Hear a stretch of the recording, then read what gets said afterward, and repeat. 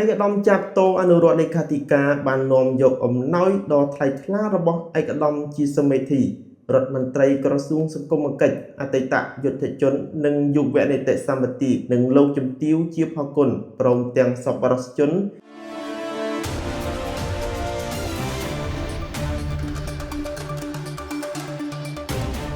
នៅថ្ងៃទី5 ខែមករាឆ្នាំ2026 ឯក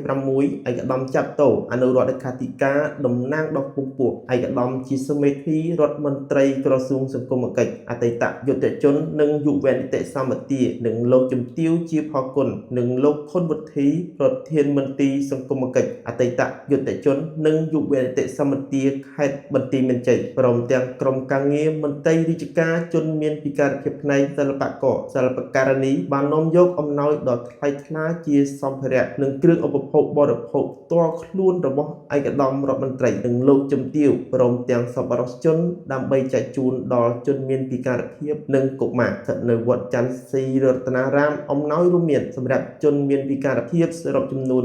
115គ្រួសារទទួលបានអង្ករ10គីឡូនំក្រពងទឹកត្រីទឹកស៊ីអ៊ីវត្រីខមុងភួយថ្នាំងអំបុកសម្រាប់កុមារចំនួន300នាក់ក្នុងម្នាក់ទទួលបានសៀវភៅ5ក្បាលប៊ិចខ្មៅដៃគូល័រនិងប្រដាប់ខួងខ្មៅដៃសូកូឡាជនមានពិការភាពនិងកុមារបានភៀសសឹកពីភូមិព្រៃច័ន្ទភូមិជោគជ័យឃុំគោកស្រុកអូជ្រៅខេត្តបន្ទាយមានជ័យ